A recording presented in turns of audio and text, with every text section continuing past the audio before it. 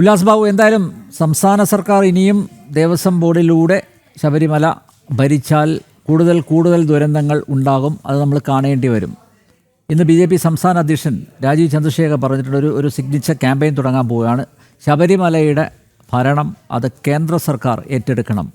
അത്തരത്തിൽ ഒരു വലിയൊരു ക്യാമ്പയിന് BJP സംസ്ഥാന നേതൃത്വം തുടക്കം കുറിക്കുന്നു എന്നറിയിച്ചിട്ടുണ്ട്. അതുതന്നെയല്ലേ അനിവാര്യമായത്, പ്രത്യേകിച്ച് ഈ ഒരു സാഹചര്യത്തിൽ?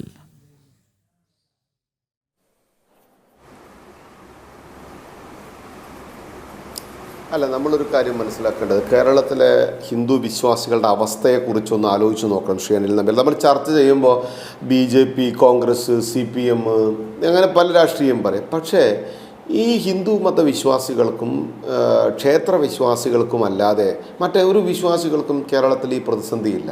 അത് ഇടതുപക്ഷ രാഷ്ട്രീയത്തിൻ്റെ കൃത്യമായിട്ടുള്ള രാഷ്ട്രീയ അജണ്ടയ്ക്ക് അനുസരിച്ച് ഹിന്ദു വിശ്വാസങ്ങൾക്ക് നേരെയുള്ള ആക്രമണം തന്നെയാണ്. നമ്മളതിനെ ചെറുതായിട്ട് കാണാൻ സാധിക്കില്ല. നമ്മൾ എന്തെല്ലാം പ്രതിസന്ധികളാണ് ഈ വിശ്വാസികൾ നേരിടുന്നത്.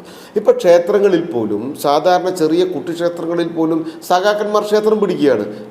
അവരെ സംബന്ധിച്ച് ക്ഷേത്രമോ ശ്രീലകമോ അല്ലെങ്കിൽ അതിനകത്ത് പൂജകളോ പൂജാവിധികളോ അല്ലെങ്കിൽ അതിനുമായി ബന്ധപ്പെട്ട മറ്റു കാര്യങ്ങളൊന്നും കുറിച്ച് അവർക്ക് ബോധ്യമൊന്നുമില്ല. അവരെ സംബന്ധിച്ചിടത്തോളം അവിടെ എങ്ങനെ രാഷ്ട്രീയം ഉണ്ടാക്കാം, അവിടെ എങ്ങനെ ഇരുന്നു കൊണ്ട് 10 ആളുമായിട്ട് സമ്പർക്കം ഉണ്ടാക്കാം, ആ സമ്പർക്കത്തിലൂടെ എങ്ങനെ വോട്ടുണ്ടാക്കാം എന്നുള്ളതാണ്. ഇപ്പോൾ നോക്കൂ, 9 ദിവസം കൊണ്ട് അത് യുദ്ധകാല അടിസ്ഥാനത്തിൽ നടപ്പിലാക്കും. ബഹുമാനായിട്ടുള്ള ജയകുമാർ സാർ പറഞ്ഞു. സാർ, ജയചന്ദ്രൻ സാർ പറഞ്ഞു, ഞാൻ പറഞ്ഞോട്ടെ സാർ, ആ പരിപൂർണ്ണമായിട്ട് നടപ്പിലാവില്ല. നിങ്ങൾക്ക് 1 വർഷം, നിങ്ങൾക്ക് ഞാൻ ഉപയോഗിക്കുന്നില്ല.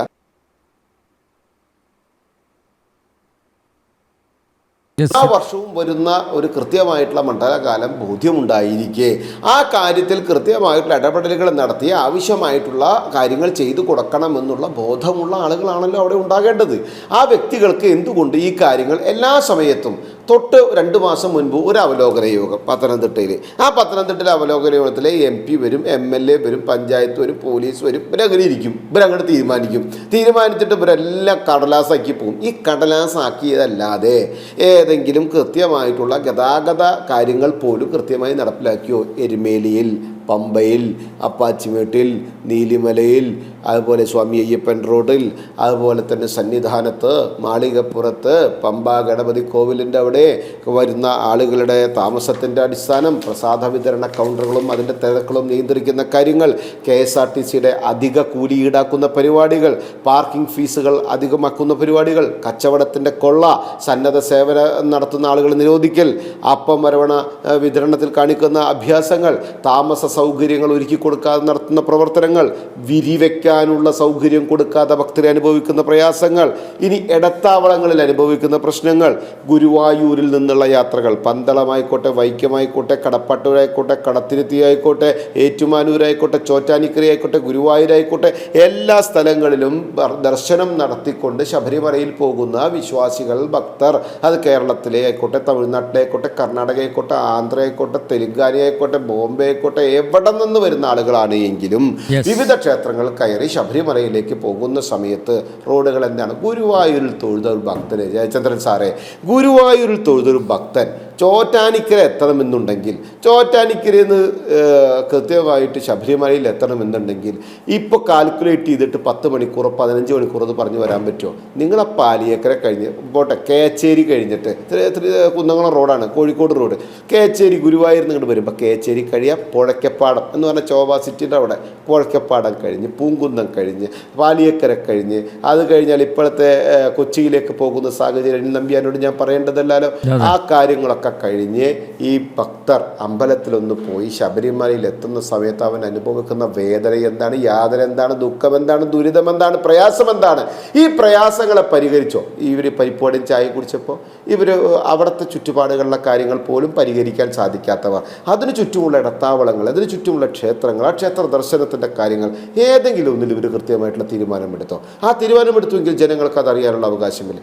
നോക്കൂ, ശബരിമലയ്ക്ക് പോകാനായിട്ട് കെട്ട് നിറച്ച് നെയ്ത്തേ നെയ്ത്തേങ്ങയും ഏറ്റി പോയിട്ടുള്ള ഭക്തന്മാർ വഴിയിൽ നിർത്തി കണ്ട അമ്പലത്തിൽ കയറി, ഏതാണ് മുന്നിൽ കണ്ട അമ്പലം, ആ അമ്പലത്തിൽ കയറി നെയ്ത്തേങ്ങ ഉടച്ച് അതുകൊണ്ട് തൃപ്തി വിട്ട് ശരണം വിളിച്ച് പോകേണ്ട ഗതികേടുണ്ടായ നാടാണെന്ന് കേരളം. അധികം വൈകില്ലല്ലോ, കഴിഞ്ഞ വർഷം, കഴിഞ്ഞ മുമ്പിലത്തെ വർഷം. നിങ്ങൾ ആലോചിച്ച് നോക്കണം.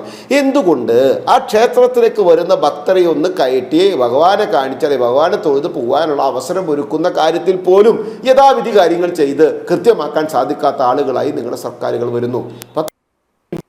കുറവുണ്ട്, വാസവന് അറിവ് കുറവുണ്ടാ, രാധാകൃഷ്ണൻ അറിവ് കുറവുണ്ടാ, കടകംപള്ളിക്ക് അറിവ് കുറവുണ്ടാ, ദേവസ്വം ബോർഡുണ്ടല്ലോ, ഉദ്യോഗസ്ഥരുണ്ടല്ലോ, മൂത്ത് എത്ര കാലമായിട്ട് ഉദ്യോഗസ്ഥരുണ്ട് അവിടെ. അവർക്ക് ഈ കാര്യങ്ങൾക്കൊന്നും അറിയാത്തതാണോ? അവർക്ക് ഈ കാര്യങ്ങളൊന്നും വ്യക്തതയില്ലാത്തതോ അറിവില്ലാത്തതോ കാര്യങ്ങൾ ചെയ്യാൻ അറിയാത്തതോ അല്ല, മറിച്ച് ഈ വിഷയം അവരങ്ങോട്ട് അനുഭവിക്കട്ടെ, അവരങ്ങോട്ട് അനുഭവിച്ചാൽ ഒന്നും സംഭവിക്കാൻ പോകുന്നില്ല. ഞങ്ങൾക്ക് അയ്യപ്പനുമില്ല, ഭഗവതിയുമില്ല, ഭഗവാനുമില്ല, ദേവനും ദേവിയും ഒക്കെ എതിർക്കുന്ന ആളുകളാണ് അവർ. പിന്നെ സംഗമം നടത്തിയ ചരിത്രം, ഇതിൻ്റെ വികസനത്തിൻ്റെ കാര്യത്തിൽ വളരെ കൃത്യമല്ലേ, എത്ര കോടി റുപ്യാണ് കേന്ദ്ര സർക്കാർ കളഞ്ഞത്.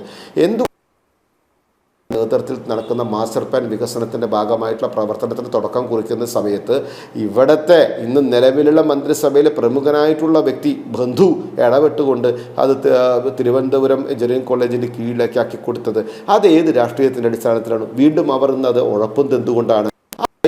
നിരീക്ഷണത്തിൽ പറഞ്ഞ കമ്മീഷൻ വന്ന് എടുത്ത തീരുമാനങ്ങൾ എന്തായി? നിങ്ങൾ അറ്റ്ലീസ്റ്റ് അവിടുത്തെ കോംപ്ലക്സുമായി ബന്ധപ്പെട്ട 5 കോടി രൂപ അനുവദിച്ച പൈസ, കൊടുത്ത പൈസ എന്തുകൊണ്ട് നിങ്ങൾ തിരിച്ചെടുത്തു? അങ്ങനെയുള്ള നിരവധി കാര്യങ്ങൾ വേറെയുണ്ട്. ഇത് സാധാരണക്കാരുടെ അടിസ്ഥാന പ്രശ്നങ്ങളാണ്. ആ പ്രശ്നങ്ങൾക്ക് അപ്പുറത്ത് ഭഗവാന്റെ ക്ഷേത്രത്തിലേക്ക് പോകുന്ന സമയത്ത് മറ്റ് ഇൻഫ്രാസ്ട്രക്ചർ ഡെവലപ്മെൻറ്റിൻ്റെ പ്രയാസങ്ങളുണ്ട് എന്ന് പറഞ്ഞാൽ, ചുരുക്കം പറഞ്ഞാൽ, കട്ടവച്ച കമ്മ്യൂണിസ്റ്റും പാവപ്പെട്ട ഭക്തനെ ബുദ്ധിമുട്ടിലാക്കിക്കൊണ്ട് ദുരിതത്തിലാക്കിക്കൊണ്ട് കൊല്ലക്കുറയായിട്ട് ഈ അഭ്യാസങ്ങൾ തുടങ്ങുമ്പോൾ ഇന്ന് അത് കൃത്യമായി ചോദ്യം ചെയ്യുന്നു ജനൻ TV അടക്കമുള്ള ആളുകൾ. ആ ചോദ്യത്തിന് ഉത്തരം പറയാതെ വാസവ മന്ത്രി ഓടി രക്ഷപ്പെടുകയാണ്. എങ്ങനെയെങ്കിലും ഏറ്റുമാനൂരിലേക്ക് പോകുന്നു.